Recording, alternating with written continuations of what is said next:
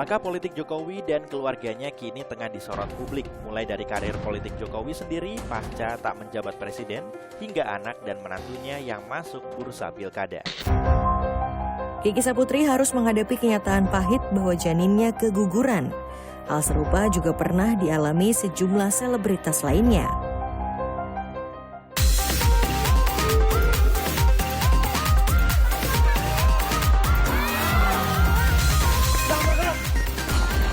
Mohon maaf sebesar-besarnya kepada istri saya.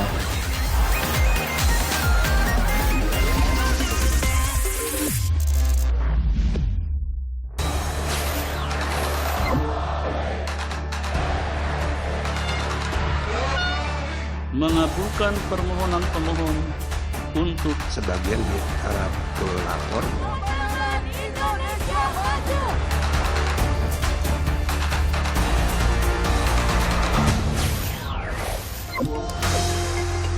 Kemana posisi Presiden Joko Widodo setelah tak lagi menjabat? Pertanyaan ini terus bergulir, hingga memunculkan usulan bahwa Jokowi akan memimpin partai koalisi Prabowo Gibran.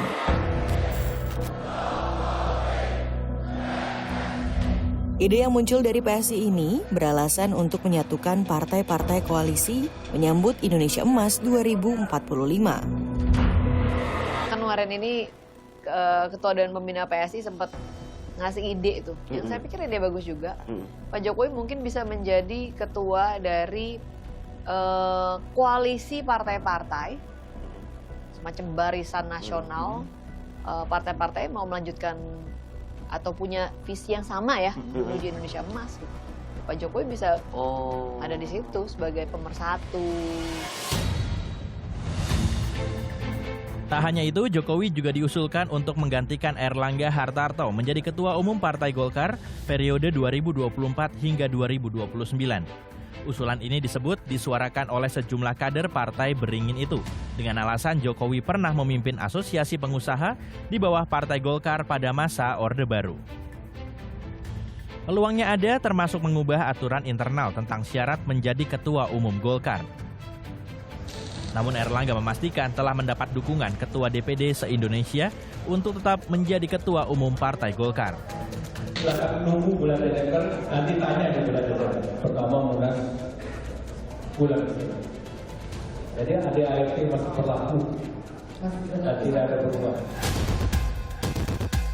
Muncul spekulasi bahwa berbagai wacana ini adalah iming-iming akan halusinasi kekuasaan, di mana mencarikan posisi dan karir politik pasca Jokowi tak menjabat presiden lagi, hingga jabatan untuk anak mantunya.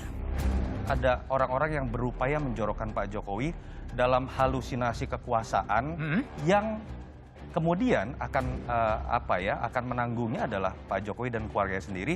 Sementara orang-orang yang saya katakan menjorokkan tadi itu melakukan itu supaya tetap ikut dalam menikmati kekuasaan. Publik lalu menilai Jokowi sedang melanggengkan kekuasaannya dengan memasukkan satu persatu anggota keluarganya ke dunia politik. Berikut 5 fakta gurita politik keluarga Jokowi. Fakta 1, karir politik Jokowi dan keluarganya di tingkat nasional.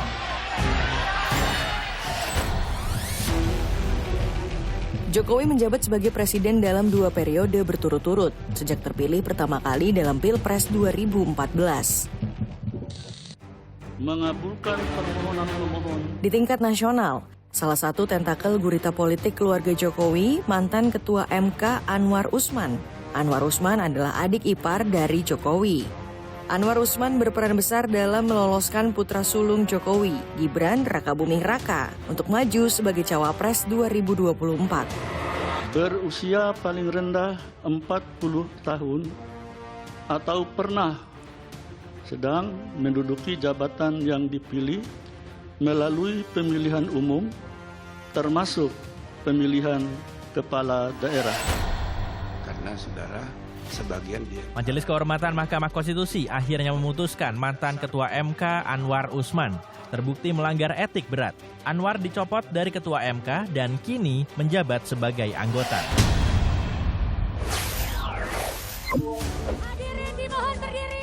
Fakta 2, anak sulung Jokowi, Gibran di bursa Cawapres 2024.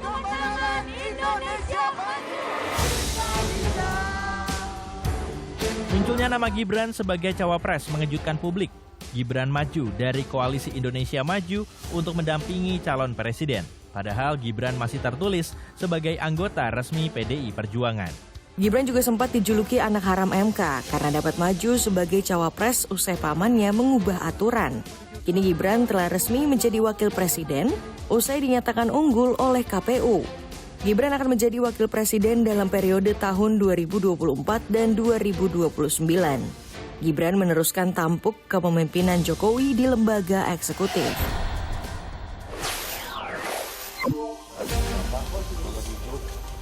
Fakta 3, menantu Jokowi bergairah untuk kuasai tingkat provinsi.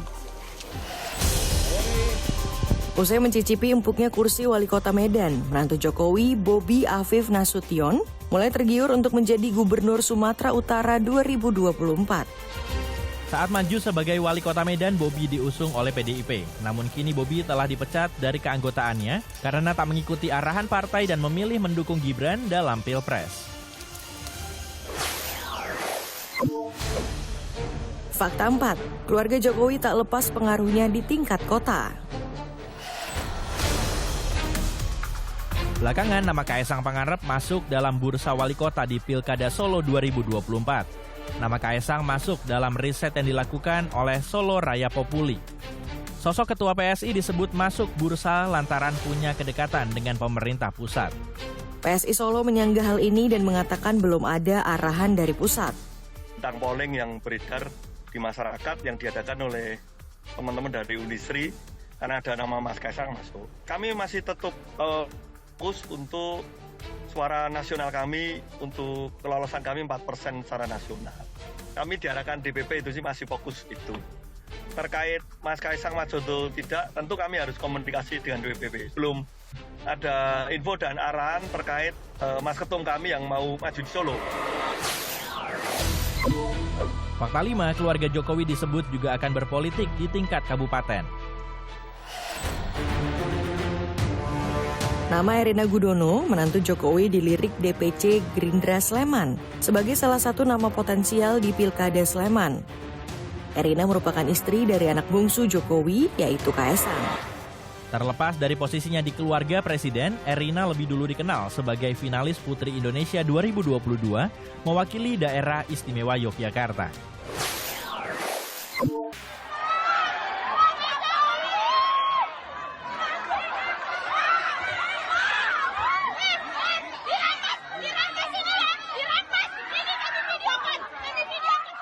Spanduk seorang wanita dirampas saat sedang berdemo menolak pabrik sawit. Demo ini dilakukan langsung di depan Jokowi saat kedatangannya di pasar tradisional Gelugur Rantau Prapat.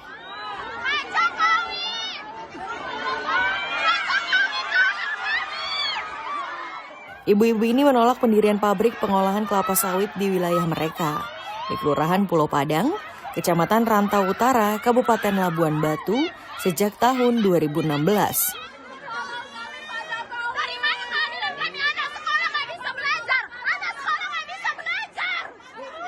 Sejumlah pria terus menghalau para ibu-ibu untuk menyampaikan aspirasi langsung.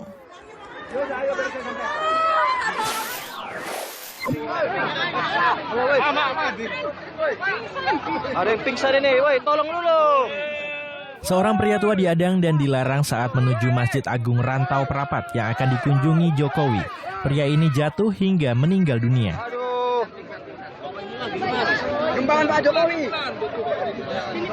Ada korban ya. Diduga pria bernama Marhan Harahap meninggal dunia karena kelelahan saat mencari jalan masuk ke dalam masjid.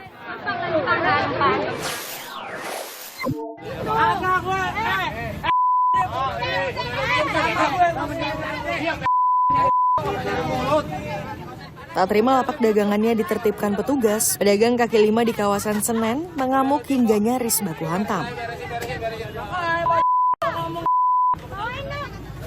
Salah seorang juga histeris tak terima penertiban dilakukan tanpa pemberitahuan.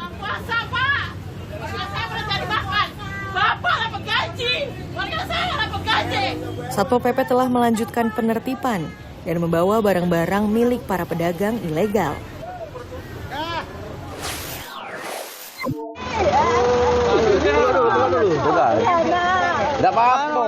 Seorang ibu menangis histeris saat melihat anaknya ditangkap polisi karena terlibat tawuran bersama para remaja lainnya. Saat gelar perkara, ia bahkan pingsan akibat menahan kesedihan. 28 pelajar ditangkap polisi saat nekat tawuran.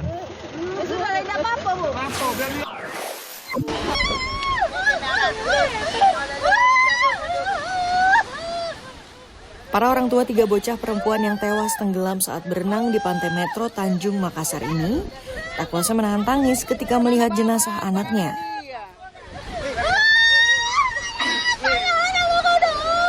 Ketiga korban berusia 11 tahun dan mereka merupakan teman sebaya yang masih berstatus siswa sekolah dasar. Jasad ketiganya ditemukan menjelang malam hari.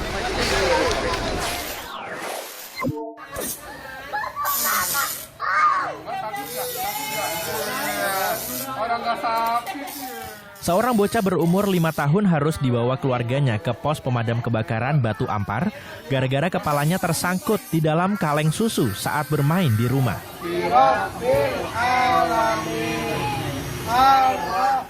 Agar proses evakuasi tidak membuat korban ketakutan, petugas pemadam kebakaran melakukan penyelamatan sambil melantunkan surat Al-Fatihah.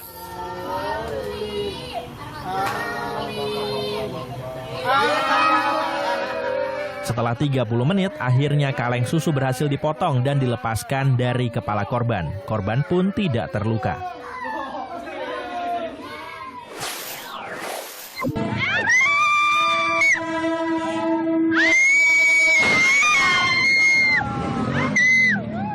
Kereta api yang melintas di pintu perlintasan kereta api Desa Pasar Bengkel, Kecamatan Perbaungan, Kabupaten Serdang Bedagai, menabrak truk mogok bermuatan pupuk.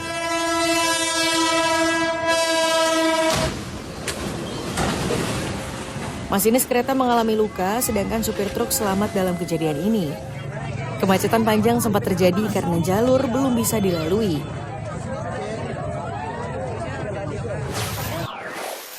Tidak ada penjual pembangunan sampai malam. Tidak ada. Tidak ada bangunan. Kau saja. Apa? Sudah mau cari baik. Apa? Ini pemuda Pancasila. Pancasila lah. Sejumlah oknum yang mengaku dari Ormas Pemuda Pancasila mengintimidasi seorang wanita pemilik ruko di Pasar Senggol, Jalan Opu Daeng Risaju, Kecamatan Memajang, Makassar. Apa di Pancasila? Depan rumahku. Depan rumahku. Sejumlah anggota Ormas ini memaksa agar pemilik ruko segera menutup tokonya karena lahannya akan dipakai untuk parkir. Sedangkan pemilik ruko bersikeras untuk membuka tokonya sampai malam. Kalau memang tidak boleh jualan, ya jualan. Tidak boleh semuanya, toh. Bukan cuma tokonya saya. 3 orang dari oknum Ormas ini sudah diamankan ke Polrestabes Makassar dan sudah meminta maaf pada pemilik ruko. Saya tidak kasih sewa. Kita sudah sewa. Ya, hari kemarin apa nanti? Tidak kasih sewa.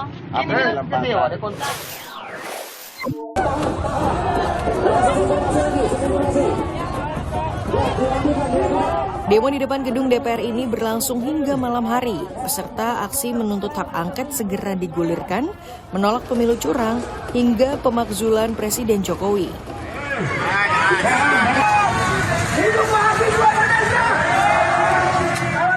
Demo berakhir sekitar pukul 9 malam. Massa mulai membubarkan diri. Lalu lintas di Jalan Gatot Subroto juga mulai normal. Lebih dari 3.000 personel disiagakan polisi di 2 tempat, di gedung DPR dan di kantor KPU. 16 orang diamankan polisi karena dinilai mengganggu ketertiban dan keamanan. Semangat loh!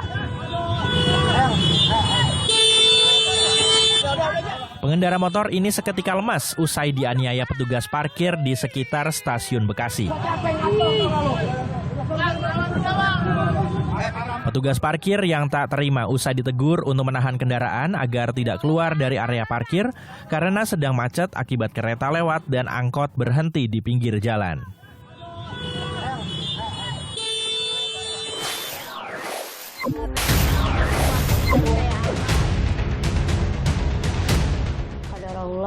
Takdir Allah menentukan kita harus berpisah dengan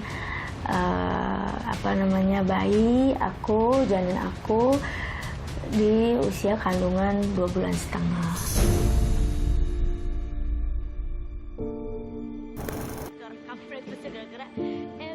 Kiki Syahputri dan suami Muhammad Hairi harus kehilangan calon buah hatinya di usia kandungannya yang memasuki 10 minggu. Jadi usia kehamilan tuh sampai hari ini 3,5 bulan seharusnya. Tetapi qadar Allah, takdir Allah menentukan kita harus berpisah dengan bayi aku, janin aku di usia kandungan 2,5 bulan. 10 minggu. Karakter Kiki yang workaholic serta adanya kista yang tumbuh di luar dinding rahim jadi penyebab gugurnya kandungan Kiki. Kiki mengira gejala yang muncul adalah asam lambung. Aku kontrol ke dokter sih aman. Cuma emang sebenarnya ada faktor utama. Ya aku tuh ada kista sebenarnya yang aku tahu kista itu dari sebelum aku hamil. Ya tepatnya setahun yang lalu ya. Akhirnya dokter bilang di USG aja perutnya Kiki. Kenapa kok asam lambungnya nggak hilang udah 2 hari dan udah bolak-balik ke rumah sakit waktu itu ya. Iya. Ternyata pas dicek ada kista di dinding di luar dinding rahim. Ukurannya berapa? Waktu itu masih 3,8 cm ya. Sebelumnya pada 18 Januari lalu, Kiki pertama kali mengumumkan kehamilannya. Dalam video unggahannya, Kiki memberi kejutan kepada suami saat mereka berlibur.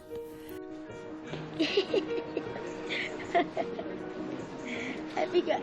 Happy banget.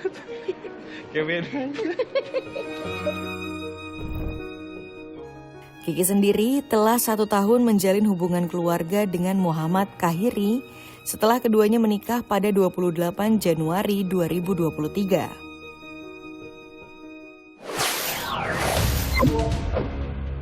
Bukan hanya Kiki yang memiliki pengalaman keguguran, lalu ada selebritas siapa saja? Berikut ini informasinya.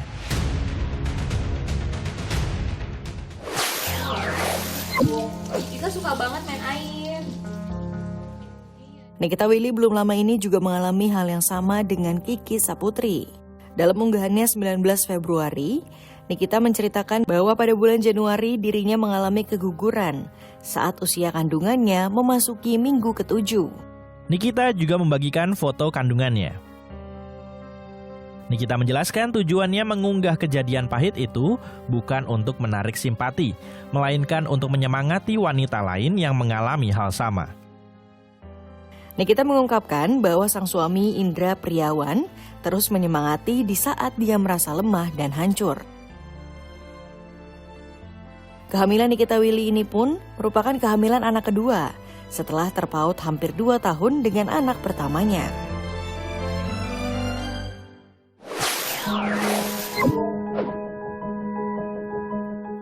Aurel Hermansyah pun pernah mengalami keguguran pada bulan Mei tahun 2021. Aurel keguguran saat usia kandungannya memasuki minggu ke-5. Terus tiba-tiba malamnya itu aku harus bed rest. Terus yaudah jam 12 malam, tiba-tiba tuh perutku kayak kontraksi gitu. And then dia langsung keluar sendiri. Namun kesedihan Aurel tidak berlarut lama. 1 bulan pasca keguguran, Aurel kembali dikaruniai kehamilan. Pokoknya tanggal 11 atau tanggal 13 tuh. Terus habis itu udah hamil lagi tanggal 16. Masa sih? Iya. Gak mungkin gitu. Lah emang nih kan tanggal 13 kan. Abis Mei kan Juni nih ya guys. Terus abis itu aku hamil tanggal 16. Tapi kamu gak tahu itu berapa weeks-nya kan?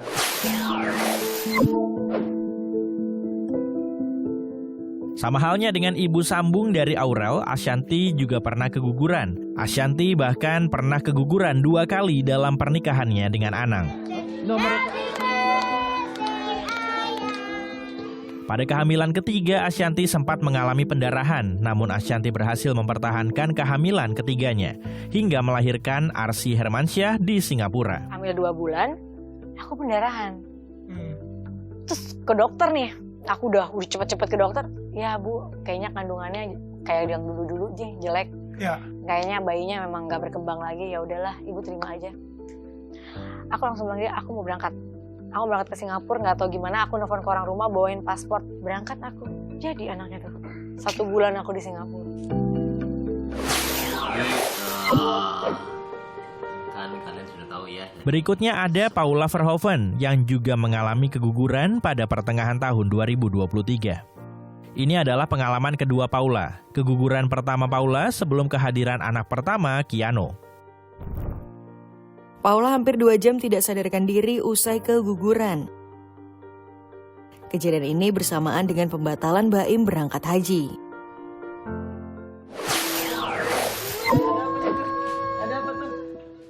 Dinda Hau yang juga pernah keguguran pada tahun 2022. Namun berbeda dari yang lain, Dinda Hau mengalami keguguran janin kembar. Usai keguguran, Dinda harus menjalani perawatan di rumah sakit. Dinda sempat menjelaskan salah satu janinnya sempat bertahan.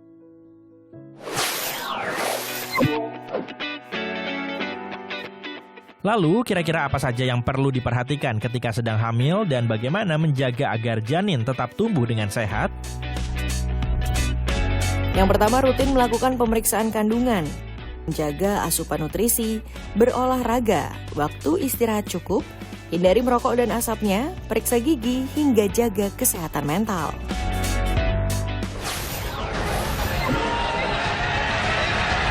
Informasi tadi mengakhiri Pop News hari ini. Jangan lupa tetap saksikan Pop News setiap hari Sabtu dan Minggu pukul 9:30 waktu Indonesia Barat. Tentunya hanya di Kompas TV. Terima kasih dan sampai jumpa.